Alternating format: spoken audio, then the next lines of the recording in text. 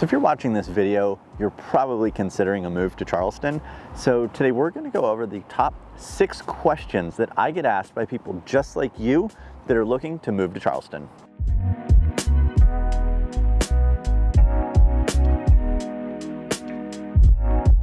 Welcome back, everybody. I'm Bill, and if you're new here, I make videos just like this for people just like you to help you make better decisions when moving to, from, or around the greater Charleston area.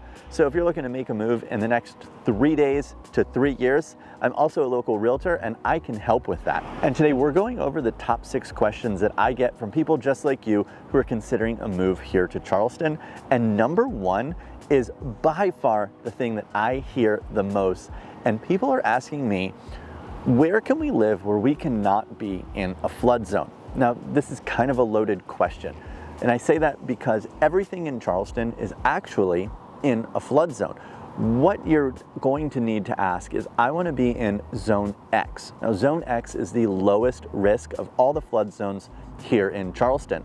Now, I know you're probably saying, well, I have a friend who lives there and she said, I don't live in a flood zone, so you need to ask your realtor that, where can I not live in a flood zone?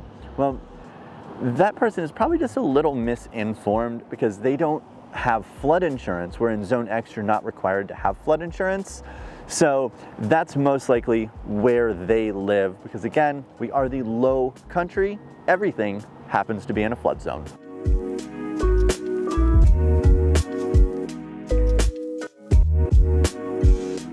The number 2 question is, when we're looking at a home that backs up to a pond, it never fails. You're going to ask, are there alligators in that pond?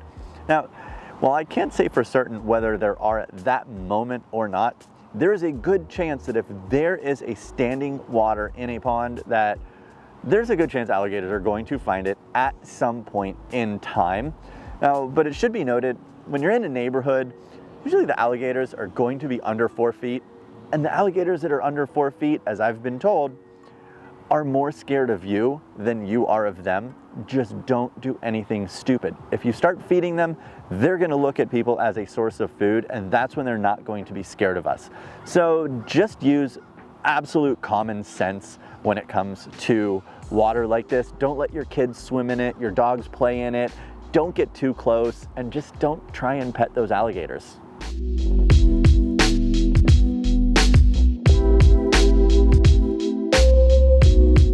And next is one of the most open-ended questions that I get, and it's just a general, where should we live? Now, if you have that question, there's a link down below that you can jump right on my calendar and we can dive into this a little more. But really what you're gonna need to know is 2 things. What your budget is, but also what type of lifestyle do you want to get out of living here in Charleston? Because there are a lot of different things that you can do.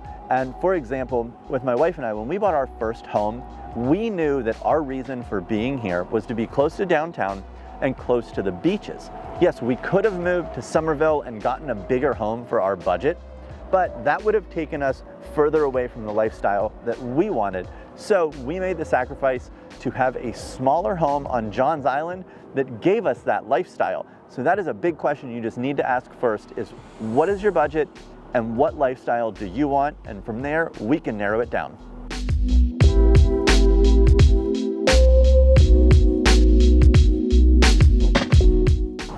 So next is kind of ties into the last question, and it is, should we rent first before we buy? Now, this is very situationally specific to the person, but if you're moving here and you're not sure where you want to be, you're not sure what that lifestyle is, then 100% yes, get a rental for about 3 months to learn the area. And that way, even if you have a home to sell, you can sell your home first, move into a short-term rental for a few months, and that gives you that non-home to sell contingency when we do find that perfect home. Now, here in Charleston, like anytime you go over a bridge, everything changes on how that area is, and it's kind of hard to understand that if you've never spent much time here. So if you're able to, then yes, I do think it's a good idea to rent for a few months.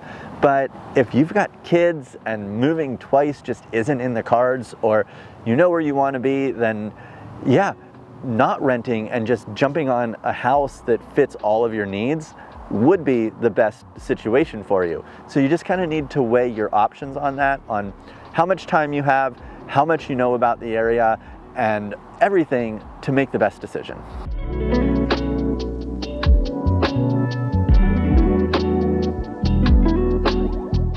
And the next is, should we buy a resale home or a new construction home?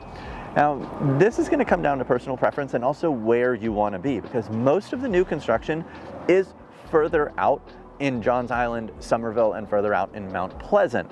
So if you're okay living out in those areas, then yes, new construction I think right now is the best way to go, because they're always offering great incentives, whether it be a lower, more interest rate, or closing costs, or even design center options. So while that price might be a little bit higher for new construction, you are getting those incentives that you can use to drop that rate down to get that payment even lower. But sometimes you do need a little more time to get into that home.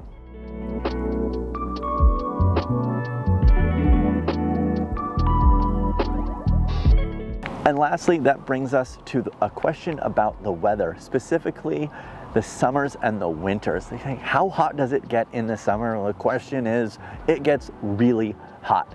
Now, when you look at the actual temperature, we usually average somewhere in the 80s with a few days into the 90s. However, when you factor in our incredibly high humidity, that can get that feels like temperature anywhere from 105 to 115.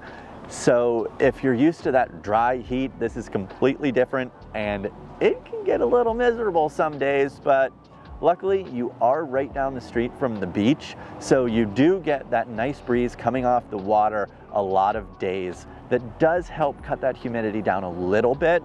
And conversely, winters are fairly mild for the most part. It snowed once since I've lived here, and that shut the whole town down. We had like a snow day for adults. Days like today, we're filming this video 2 weeks before Christmas, and we're sitting outside and the temperature's in the 50s and it's super comfortable.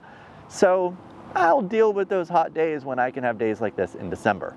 So let me know down in the comments what questions I missed. If I'm going to do a follow-up video for this, I want to know 6 more questions that you want answered before you make a move. And if you don't want to put them down there, click the link down below. You can jump right on my calendar. And remember, there is no such thing as a stupid question, and I will be more than happy to answer it for you. And then once you're done with that, go ahead and click on this video right here, because I really think you're going to like it. I'll see you over on that video.